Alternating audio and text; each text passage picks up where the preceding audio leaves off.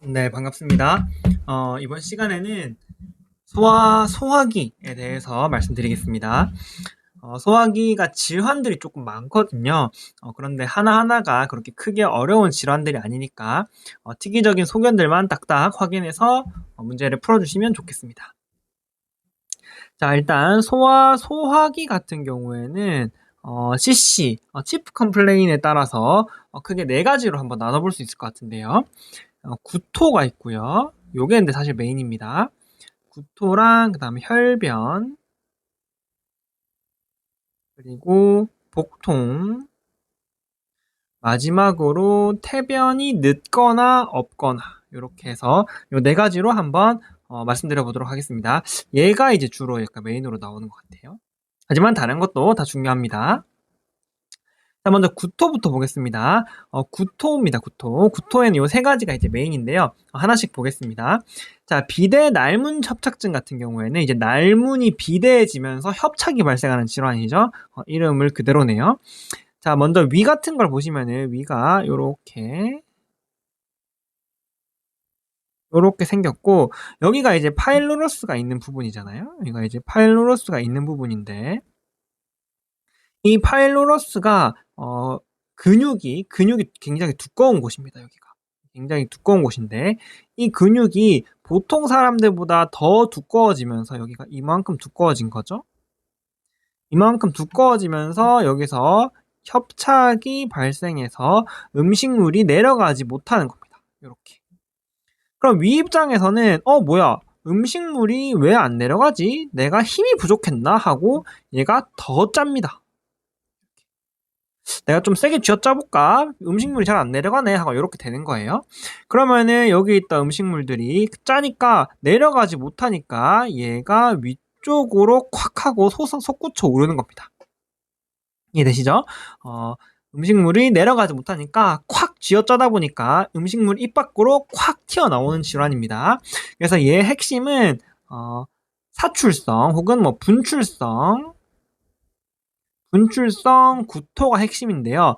파일로로스에 막혔으니까 여기 담체관에서 담관이 영향을 미치기 전이겠죠? 그러니까 분출성 이걸 뭐라 그러죠? 비담즙성 구토다.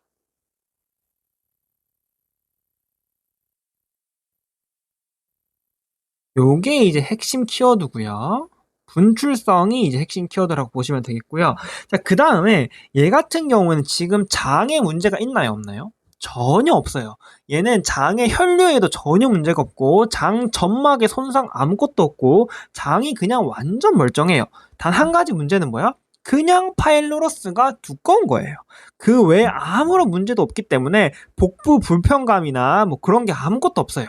그러니까 A 입장에서는 음식을 먹는데 자꾸 밑으로 안 내려가고 자꾸 분출만 돼. 그러니까 애기 입장에서는 먹어도 배가 고프겠죠? 그래서 구토 후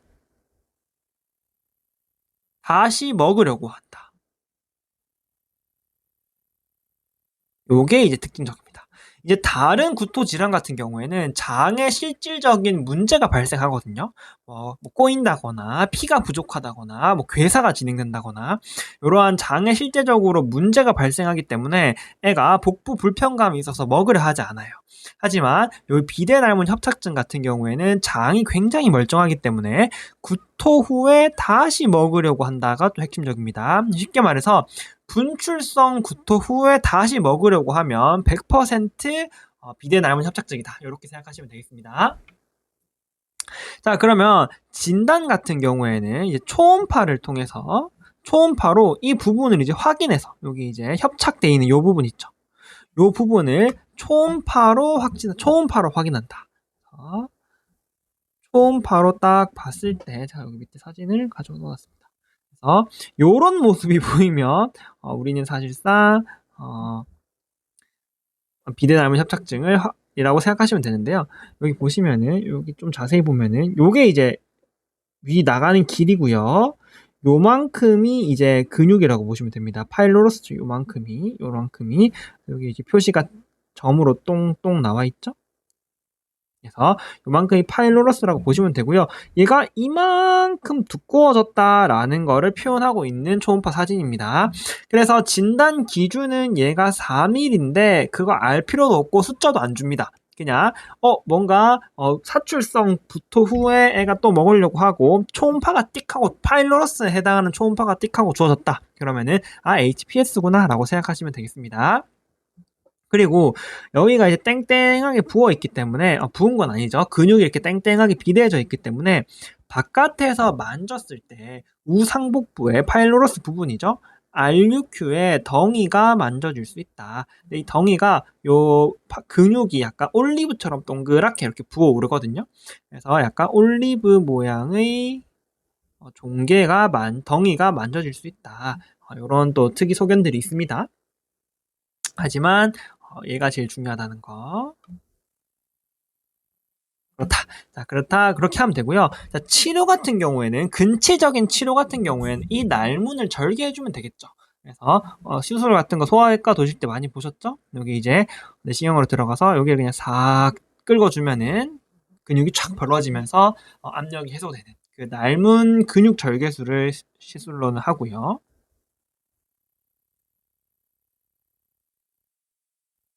요 남은 근육 절개술이 이제 근치적인 치료인데 사실상 HPS는 아까 말씀드렸듯이 장에 실질적인 문제가 있는 게 전혀 아닙니다. 그렇기 때문에 얘가 외과적으로 그렇게 급한 수술은 아니에요. 하지만 애가 지금 음식 섭취를 못하고 있다는 게 문제입니다. 애가 지금 위가 콱 막혀서 아무런 음식을 섭취해주지 못하기 때문에 당장에 수액 노멀 셀라인을 넣어줘야 되고요. 0.5 넣을 수도 있습니다. 그 다음에 DW를 5% DW를 넣어줘서 영양을 공급해야 된다. 그래서 얘기 많이 들어보셨겠지만 HPS는 외과적이 아니라 내과적으로 당장 영양을 공급해야 되는 응급이다 라고 보시면 되고요. 그 다음에 얘가 지금 분출성으로 위에 있던 내용물을 자꾸 뿜어내고 있잖아요. 그렇기 때문에 HCl, 그러니까 위산이 자꾸 나가고 있는 겁니다. 그러면서 CL이 나가면서 대사성 산증이 걸리는 거죠. 반대죠? 대사성 알칼리증이 걸리는 겁니다. 그래서 이 알칼리증을 고정하는데도 NS가 필요하고요. 자, 그 다음에 계속 분출을 하니까 그 탈수 현상이 되잖아요. 탈수가 일어나니까 이제 라스 시스템에 의해서 집합관에서 나트륨을 재흡수하면서 칼륨을 분출합니다. 그래서 그것 때문에 이제 저칼륨 혈증이 발생하기 때문에 여기에 KCl로 칼륨까지 교정을 해주면 되겠다. 그래서 이건 중요하지 않으니까 약간 요색으로 할까요? 사실은 중요하지만 시험에 안 나오니까 요색으로 한번 해봤습니다. 한 번 나온 적이 있긴 합니다. 어쨌든 얘는 지금 응급 수술을 들어가야 되는 상황은 아니지만 음식을 아예 못 먹고 대사성 알칼리증과 탈수로 인한 저칼륨 혈증이 문제라서 내과적으로 빠르게 교정을 조금 해줘야 되겠다. 요걸 생각하시면 되겠습니다. 어쨌든 비대나무 협착증 그런 질환이 있고요. 자, 선천적 12지장 폐쇄증을 보겠습니다. 자, 여기 이제 12지장입니다. 12지장은 이렇게 한번 그려볼게요. 자, 12지장 같은 경우에는 발생 과정에서 안에 점막이 상피세포가 자라면서 여기 상피세포가 이렇게 쫙 자라면서 한번 폐쇄가 됐다가 완전 콱 이렇게 한번 폐쇄가 됐다가 다시 폐쇄가 풀리는 그러한 과정을 거칩니다.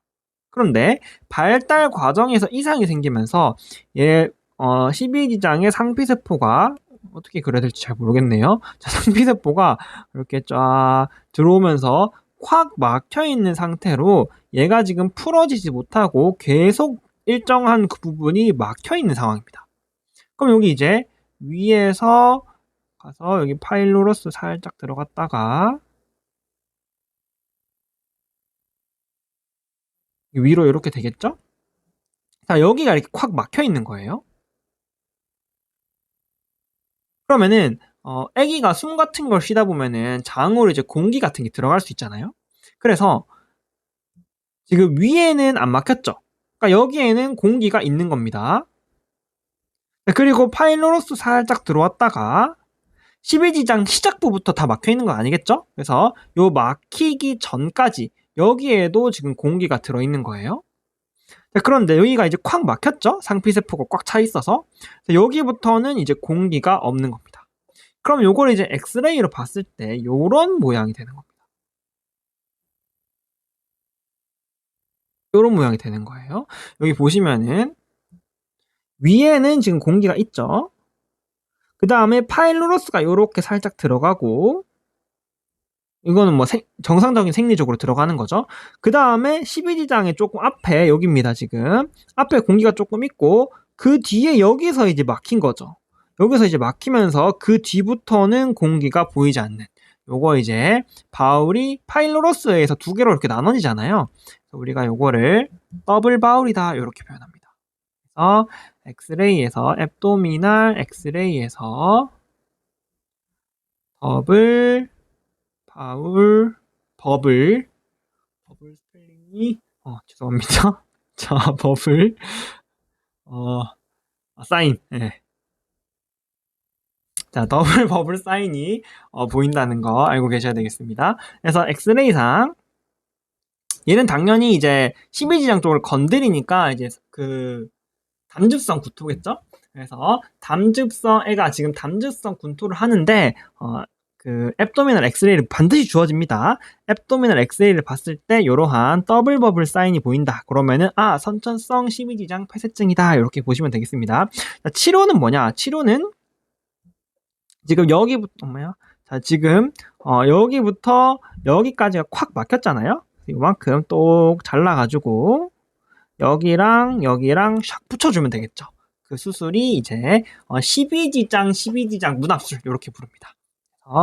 치료는 이제 수술인데 12지장 디오데날 톰이다. 문합술이다. 이렇게 치료는 요색으로 한번 해볼까요? 요거를 해주면 되겠다 라고 보시면 되겠습니다. 자, 중간 창자 꼬임 같은 경우에는 좀 굉장히 여기 사진부터 한번 보면서 해볼까요? 발달 과정에서 처음부터 소장이 이 안에 예쁘게 이렇게 착 자리 잡고 있는 게 아니에요. 그래서 여기 C쿰을 기준으로 소장이랑 특히 메젠터리 그 베슬, 수페리얼 메젠터리 베슬이랑 함께 여기 그 I 기준으로 오른쪽을 기준으로 이쪽으로 이렇게 편향되어서 여기에 있습니다. 소장이. 되시죠? 자, 그러면서 애가 발달하면서 얘가 싹 들어가면서 얘를 기준으로 싹 돌면서 원래 이쁘게 촥 이렇게 배치돼야 되거든요. 그런데 얘가 발달 과정에서 얘가 촥 돌면서 이 C쿰 주변으로 이렇게 하고 이렇게 돌아버린 거예요. 그럼 얘가 이렇게 꼬여버린 거죠. 이렇게.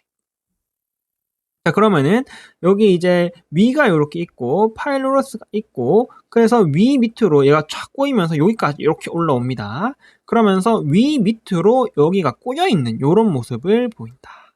요게 이제 중간 창자 꼬임이라고 보시면 되고요. 얘도 담즙성 구토를 하겠죠. 그 다음에 여기 당연히 복이 막 꼬여 있으니까 피가 막 꼬여 있겠죠. 여기 이제 혈관이 그 수페리얼 메젠터릭 베슬들이 여기 있거든요. 그래서 그 베슬들이 같이 꼬여버리기 때문에 베슬도 여기 뱅글뱅글 꼬여 있는 거예요. 그러면서 장의 허혈성 괴사까지 일어날 수 있는 굉장히 중증의 굉장히 응급한 질환이라고 보시면 됩니다. 자, 보시면은 비대 닮은 협착증은 그냥 파일로로스만 찰딱 두꺼워져 있는 큰 문제가 없었고 12지장 폐쇄증도 물론 애가 못 먹긴 하지만 결과적으로 그냥 12지장 내부가 막혀있을 뿐이었죠. 근데 중간 창자 꼬임, 미드것 벌버스 같은 경우에는 여기 혈관이 꼬이면서 장의 허혈성 괴사가 일어날 수 있기 때문에 굉장히 응급한 질환이다. 이렇게 보시면 되겠습니다. 자, 그 다음에 이것도 이제 앱도미널 엑스레이로 진단을 하는데요.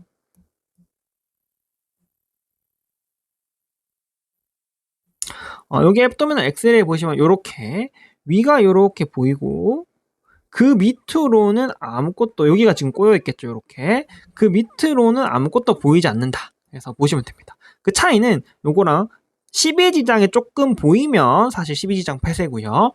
위 밑으로 앱도미널 엑스레이에서 위에만 가스가 있고 다음에 아래에는 없으면은 사실상 진단한다고 보시면 됩니다. 그래서 앱도미널 엑스레이가 가장 중요합니다.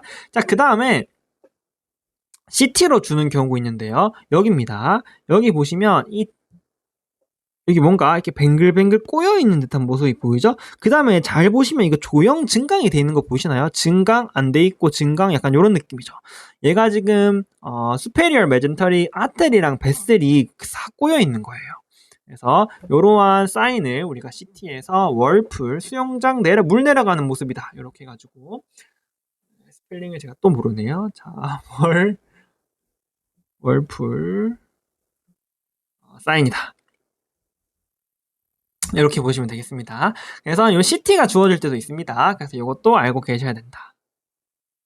이런 걸 보시면 되고요. 자, 얘는 굉장히 응급이라서 응급으로 얘를 지금 꼬였잖아요. 들어가서 여기 이 밴드가 라드 밴드라서 이름도 라드 수술인데 어쨌든 여기가 지금 꼬여 있잖아요. 그래서 꼬여 있는 거를 확 빨리 풀어줘야 된다. 그래서 그거를 우리가 라드 술식이라고 부르고요. 쉽게 말해서 응급으로 응급 정복이 필요하다. 이렇게 보시면 되겠습니다. 이렇게. 자, 이렇게 사실 요 세 개가 이제 메인 스트림이고요. 약간 디저트 느낌으로 한 가지가 더 있습니다. 얘는 뭐냐면요. 식도 폐쇄인데요.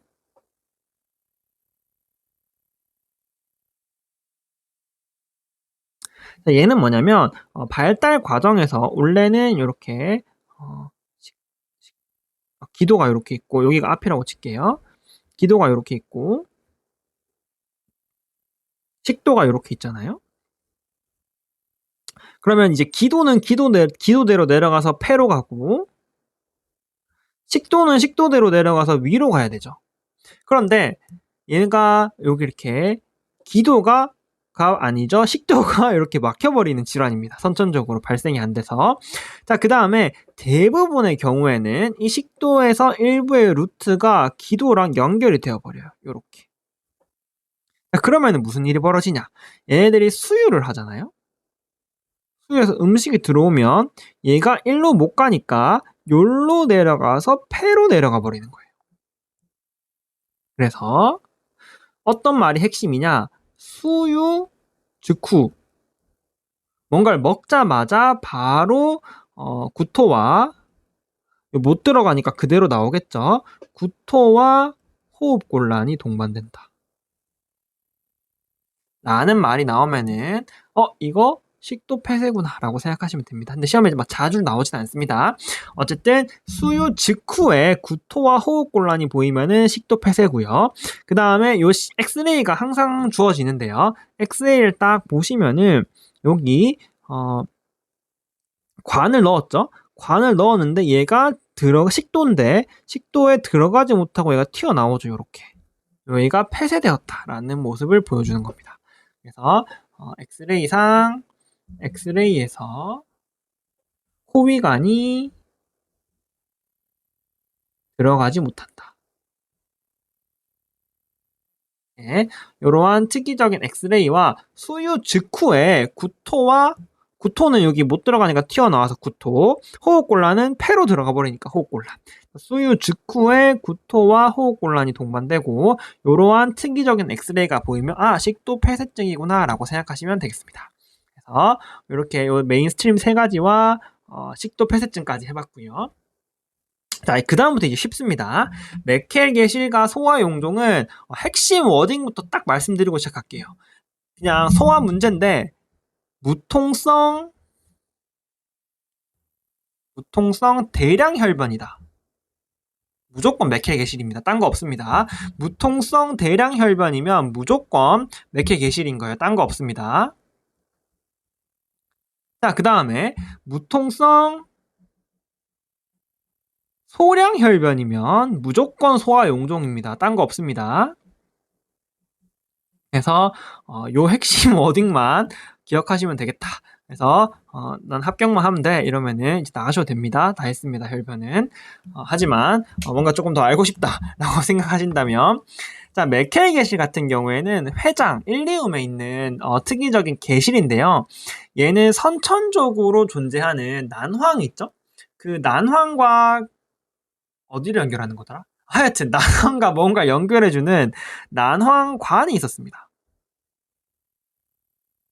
쉽게 말해서 일레우스가 이렇게 있으면은 난황관이 이렇게 꼽혀 있던 거죠. 이렇게. 근데 태어나면서 난황관이 이렇게 사라져야 되는데 얘가 사라지지 않고 이렇게 남아 있는 거예요. 이게 이제 메켈 계실입니다. 자, 근데 이 메켈 계시는 정상적인 성인에서 2% 정도가 퇴화하지 않고 남아 있습니다. 그렇기 때문에 생각보다 꽤 많은 거죠. 많은 사람이 메켈 계실이 있습니다. 그래서 우연히 발견되기도 하고 성인이 돼서 발견돼서 뭐 의사의 판단에 의해서 그때 가서 수술하기도 하고 어쨌든 꽤나 많은 사람들이 이러한 선천적인 메켈 계시를 가지고 있습니다. 그런데 왜 몇몇 아이들에게서 심지어 이 대량 혈변이 발생하느냐. 대부분의 사람들은 무증상인데 그 이유는 뭐냐면요. 어렸을 때는 태아 과정에서는 장들이 완벽하게 기능이 분리되어 있지 않습니다. 너는 위, 너는 뭐 소장, 너는 대장 이렇게 딱 구분되어 있지 않아서 조금의 뭐라 해야 되죠? 몇몇 가지 약간 자궁 증식증 같은 느낌으로 뭔가 그 세포들이 섞여 있을 수 있어요. 그래서 요 난황관 근처에 위점막 세포가 요렇게 들어있는 사람들이 있습니다. 그래서 요 난황관에 위점막 세포가 들어있어 버리면 무슨 일이 벌어지냐? 태어나서 애기들이 뭐 밥 먹고 할 때 여기서 위산이 나와버리는 거예요. 요렇게. 이렇게. 사실은 메켈게시 그 자체가 문제가 아니라 여기 들어있던 위점막이 위산을 분비해버리는 게 이제 문제인 거죠. 그럼 위산을 분비하면 뭐가 문제야? 옆에 애들이 녹아내려 버리는 겁니다. 그래서 여기서 이제 소화성 궤양이 발생하는 거죠. 그렇기 때문에 이 궤양이 점막의 혈관을 건드리면 회장에 여기가 이제 회장 부분이니까 회장의 혈관을 건드리면 그때 이제 대량 혈변이 나오는 거다. 이렇게 보시면 됩니다. 자, 사진을 가져오진 않았는데요. 사진 같은 걸 보시면 딱 봐도 기저귀가 완전히 피로 가득 찹니다. 알겠죠? 그냥 뭔가 피가 똑똑 쏟아져 나왔거나 뭐 대변에 조금 뭐 빨간색 대변이 나왔거나 이런 수준이 아니고요. 정말 피가 온 세상이 다 핍니다. 아시겠죠? 그만큼의 대량 혈변일 경우에는 우리는 메켈 계시를 의심하시면 되고요. 자, 치료 같은 경우에는 메켈 계시 절제겠죠. 근데 시험에는 어떤 부분이 조금 나오냐 하면 얘가 특이한 검사가 있습니다. 이게 우리가 메켈 스캔이라고도 부르고요. 영어로 적어드릴게요. 스펠링을 외우지 못하니까 TC99M은 생략하겠습니다. 테크네테이트네요. 요 해괴학적 검사를 진행할 수 있습니다. 얘는 뭐냐? 얘는 위점막이 특이하게 흡수가 잘 되는 그러한 방사능입니다. 방사능 검사입니다. 해괴학적 검사입니다. 자, 그래서 이거는 문제에서 가져온 거 아니고요. 구글링한 겁니다. 이 메켈 스캔을 진행하면 원래는 위점막이 좋아하는 거니까 원래는 여기만 이렇게 나와야 돼요. 위에만 이렇게 나와야 되는데 이게 이제 메켈 계실인 겁니다. 요건 이제 그냥 방광이고요. 요게 이제 메켈 계실이라서 뭐야? 위가 아닌데 여기 뭐야? 이게 바로 메켈 계실이다. 그래서 요 메켈 스캔에 대해서는 조금 알고 계셔야 됩니다. 답지에 선지에 다음 검사 뭐 해야 돼로 메켈 스캔 나옵니다. 이거 아셔야 됩니다. 메켈 스캔 펄테크네테이트인가 보요. 요것도 아셔야 됩니다. 다음에 치료는 이제 절제다. 이렇게 보시면 되겠습니다. 계실 절제다. 자, 소화 용종은 제가 무통성 소량 혈변이라고 말씀드렸죠. 요건 이제 간단해요. 이제 과호종이 생긴 건데요. 대장에 이제 응애하고 과호종 요렇게 생긴 거죠. 과호종은 뭐 대부분 선종이 아니니까 큰 문제는 없지만 얘가 이제 대변이 지나다니는 통로니까 지나다니면서 여기 깎는 거죠. 이렇게. 빨개면은 점막에 손상이 있으니까 피가 삐질삐질 나오는 겁니다. 그러면 이제 소량의 혈변이 나오겠죠? 소량 혈변이 이제 나오는 겁니다. 자, 근데 깎았어. 근데 애기들은 이제 회복이 빠르잖아요. 싹 회복시켜놨어. 또 대변이 지나가죠? 또 깎네? 그럼 또 피가 삐질삐질 나오는 거예요. 그래서 소량의 혈변이 이제 반복된다는 특징이 있고요. 그 다음에 뭐 검사는 당연히 대장 용종이니까 대장 내시경이겠죠? 그 다음에 이제 선종도 아니고 선종도 물론 내시경으로 하지만 그냥 과호종일 뿐이니까 내시경 하 절제술을 시행하면 됩니다.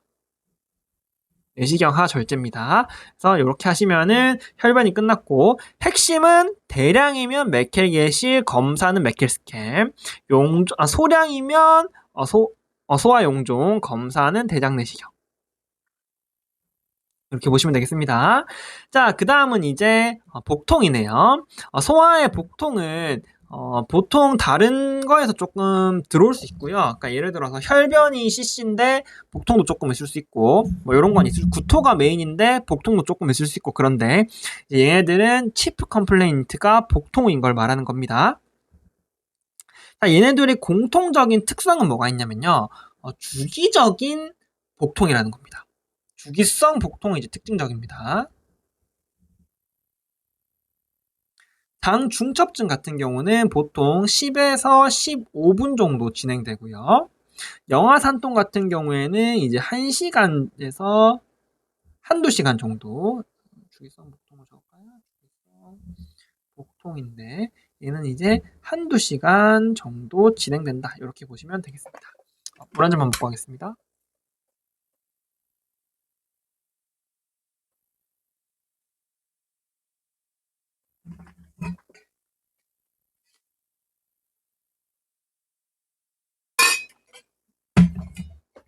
자, 장 중첩증 같은 경우에는 말 그대로 이제 장이 중첩되는 거죠.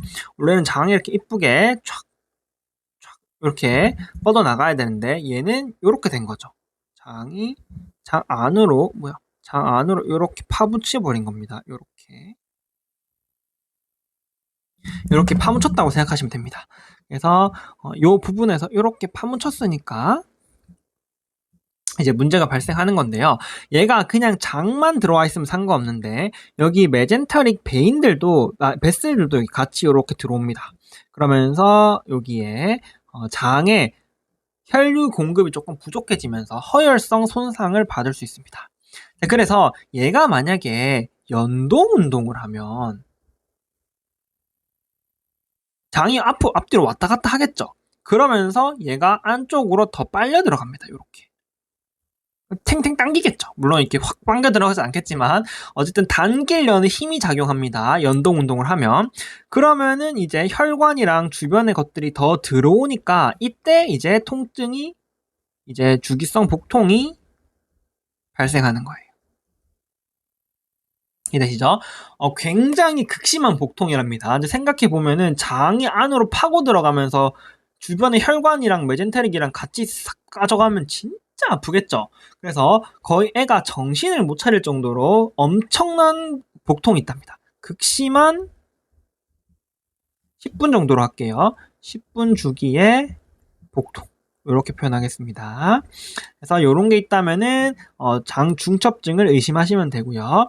자, 검사 같은 경우에는 여기 탁 요 부분을 초음파로 보면은 옆으로 딱 보면 이제 밖에 있는 장이고 그 안을 작은 장이 파고든 요런 모습이겠죠? 좀 더 드라마틱하게 그리자면 약간 요런 모습이 되겠죠? 그러면은 약간 타겟 같은 모습을 보인다 해서 타겟 사인이고요. 여기 초음파가 있네요. 그래서 초음파에서 이제 타겟 사인이 보이면 초음파에서 이제 타겟 사인이 보이면은 우리가 의심을 할 수 있겠다. 이렇게 보시면 되겠습니다. 그래서 극심한 주기성 통증에 더불어서 타겟 사인이 보이면은 우리는 이걸 의심할 수 있고요. 그리고 아까 여기에 제가 혈관들이 막 들어간다 했잖아요. 그러면서 여기에 이제 허혈성 손상이 올 수 있습니다. 허혈성으로 장점막에 손상이 오면서 장점막이 이렇게 떨어져 나오고 피도 떨어져 나오고 해서 끈적끈적한 혈변이 나올 수 있습니다. 그걸 우리가 딸기잼 혈변이다 이렇게 부릅니다. 딸기잼 잼인가? 몰라. 딸기잼 같은 혈변도 특징적이다 이렇게 보시면 되는데 없을 수도 있어요. 그렇기 때문에 가장 중요한 건 10분 정도 지속되는 진짜 극심한 통증입니다. 아기가 죽을라 한대요 진짜. 그래서 그런 모습을 보이시면 되고요. 자, 치료 같은 경우에는 이거 이제 풀어줘야겠죠? 그래서 치료 같은 경우에는 이제 정복술인데요. 공기랑 식염수가 있습니다. 바륨은 더 이상 진행하지 않습니다. 공기랑 식염수가 있는데 최근에는 이제 공기가 조금 더 선호되는 경향을 보인다. 어쨌든 상관없습니다. 공기나 식염수를 해야 되고요. 실패하면 수술입니다. 실패 시 수술이고 재발 시 했던 것 또 하는 겁니다. 그래서 재발은 실패가 아니에요. 정복 실패 시 수술이고 그 다음에 재발은 이전에 했던 정복술. 공기로 했으면 공기, 식염수로 했으면 식염수. 재발 시 했던 방법대로 했던 정복술 이렇게 할게요. 공기로 했으면 공기로, 식염수로 했으면 식염수로 하시면 됩니다.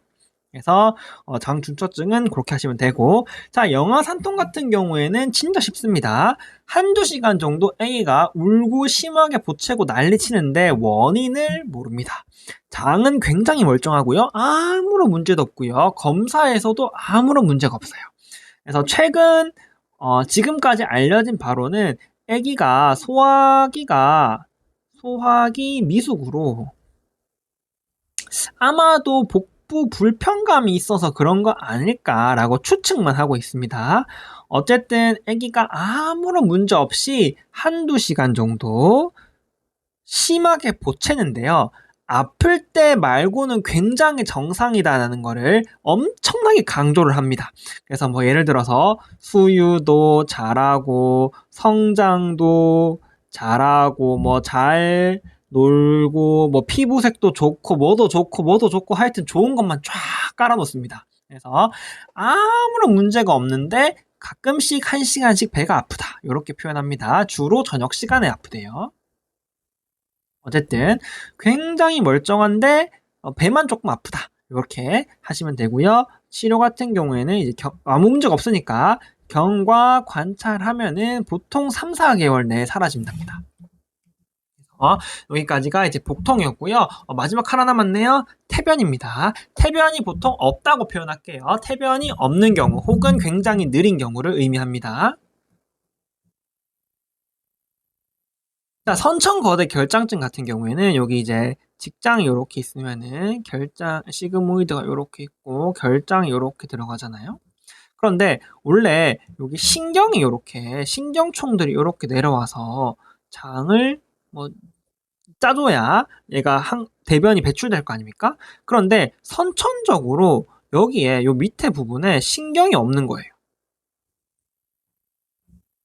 그래서 여기에 신경이 없고 위에만 이렇게 신경이 있는 거예요. 왜냐하면 신경은 발달 과정에서 위에서 형성돼서, 그러니까 그 게스트릭이 아니고 어퍼 위쪽에서 형성돼서 신경이 정상적으로 쭉 내려오면서 신경이 쫙 내려와야 되는 그런 상황인데 어떠한 특정 문제 때문에 신경이 아래쪽까지 도달을 못한 거예요. 그러니까 아래쪽은 장은 있는데 장의 운동이 아무것도 되지 않는 거죠. 그래서 얘가 신경이 와야 얘가 이완이 되는데 신경이 없으니까 일을 안 하니까 계속 그냥 수축하는 거예요. 그래서 나중에는 이렇게 쪼그라드는 거죠. 이렇게.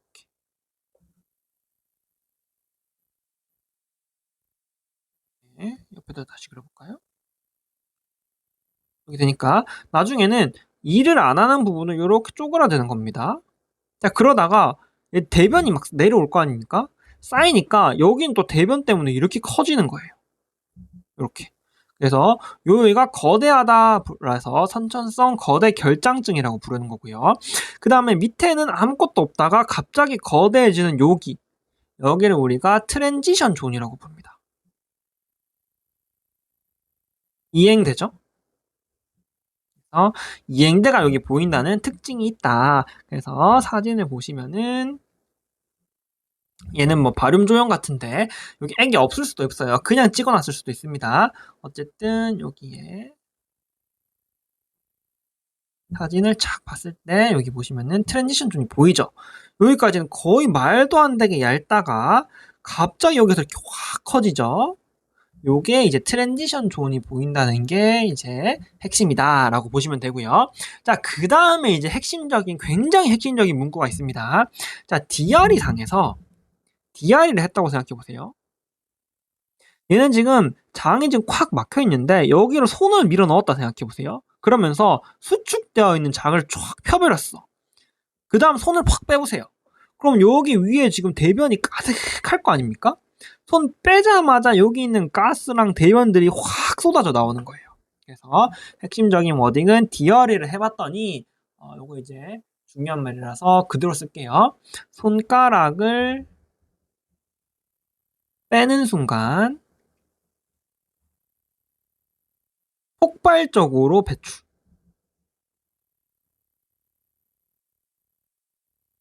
대변이랑 가스를 말하는 겁니다. 손가락을 빼는 순간 폭발적인 배출을 한다. 요 워딩이 핵심입니다. 그래서 요 사진상 트래디션 존과 DRE의 손가락을 빼는 순간 폭발적인 배출을 하면 우리가 선천성 거대 결장증이다 이렇게 하시면 되고요. 대부분의 문제는 요 두 가지를 가지고 진단을 하는 문제로 나오는데 가끔씩 얘네들이 미쳐가지고 조금 어렵게 내고 싶을 때가 있나 봐요. 그럴 때는 뭐 하냐면 그럴 땐 이제 확진 검사를 물어봅니다. 확진 검사는 뭐냐면은 실제로 신경총이 없는지 생검을 통해서 확인해야 됩니다. 쉽게 말해서 아까 이 신경이 내려오지 못하는 게 문제라고 했잖아요. 여기 밑에 실제로 신경이 없는지를 생검으로 확인해야 되는데요. 근데 이제 더 헷갈리는 게 뭐냐면은 신생아는 그냥 점막을 싹 당기면은 흡입을 하면은 정확한 워딩은 직장 흡입 생검.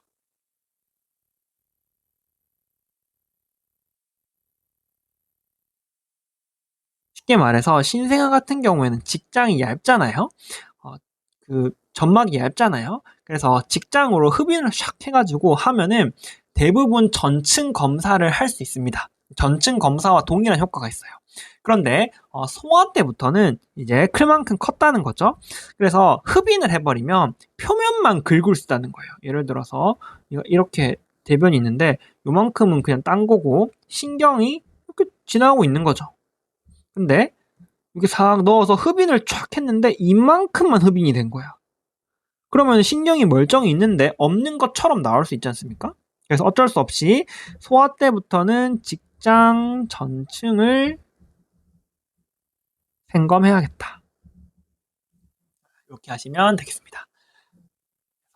요거까지 문제가 나온 적이 있습니다. 그래서 이것도 한번 봐주시면 좋겠고요. 자, 치료 같은 경우에는 여기 지금 신경이 이만큼 없는 게 문제잖아요. 여기를 신경 없는 부분을 제거하고 신경 있는 부분을 항문에다가 붙이면 되겠다. 그래서 안 적을게요. 어쨌든 이렇게 절제하고 절제된 장을 붙이면 되겠다. 자, 마지막입니다. 항문 막힘증인데요. 얘는 쉽게 말해서 항문이 정상적으로 형성돼 있지 않은 거예요. 원래는 막 이렇게 항문이 이렇게 있고 이렇게 직장이 이렇게 있어야 되잖아요. 자, 항문이 요 위에서부터 원래는 생성돼서 쭉 내려와서 생성이 쫙 돼야 되는데 여기 내려오다가 어디서 멈춘지를 모르는 거예요. 그래서 예를 들어서 내려오다가 요 위에 이렇게 멈추면은 우리가 고위형이다 이렇게 부르고요. 거의 다 왔어. 거의 다 왔는데 마지막에 구멍을 뿅 못 뚫었네. 그걸 우리가 저위형이라고 합니다. 그래서 얘는 사진이 중요한데요. 사진을 한번 보세요. 자, 얘를 보시면 얘가 지금 태변이 요도 끝에 이렇게 보이죠. 그 말은 그 항문이 위에서 멈춰서 여기로부터 요도로 샛길이 생겨서 요도로부터 나왔다는 얘기예요. 자, 그런데 여기 보시면은 거의 끝에까지 다 나와 있죠. 혹은 여기 있을 수도 있어요. 막 이런데 옆에 요렇게. 그래서 요 밑에 요렇게 생겼거나 아니면은 항문 근처에 태변이 보이면은 우리가 다 왔는데 끝에 못 들었네. 요렇게 되는 겁니다. 그래서 요게 이제 저위형이고요. 이게 좀 중요합니다. 저위형인지 고위형인지 아셔야 됩니다. 얘가 이제 고위형이다. 이렇게 보시면 되겠다. 그래서 항문이 내려오다가 어떤 단계에서 멈췄는지를 우리가 확인을 해줘야 된다. 여기 다 할게요. 확인을 어떻게 하는데? 그냥 24시간 동안 이걸 정확한 표현이 회음부를 관찰한다. 관찰하시면 되고요. 그 다음에 필요하다면 잘 안 보여. 24시간을 봤는데도 안 보여. 그렇다면은 우리가 회음부 초음파를 진행합니다. 이거 왜 하는데? 고위형인지 저위형인지 구분하기 위해서. 왜 구분해야 되는데? 그럼 대부분의 우리가 스테이징이나 DDX나 이런 것들을 해야 되는 이유는 뭡니까? 치료 방법이 다르기 때문이겠죠. 자, 고위형 같은 경우에는 항문이 굉장히 위에서 멈췄기 때문에 얘를 재건을 해줘야 됩니다. 쉽게 말해서 길을 만들어야 된다는 거죠. 이렇게. 그렇기 때문에 수술이 빡세요. 단기간에 회복할 수가 없고 해놓으면 예를 들어서 이렇게 뚫었어. 쫙 해놨는데 그럼 얘가 안정하지 못해서 여기로 대변이 배출되면은 여기가 터져버릴 수 있다는 거죠. 그래서 고위형 같은 경우에는 이제 항문 재건술이 필요합니다.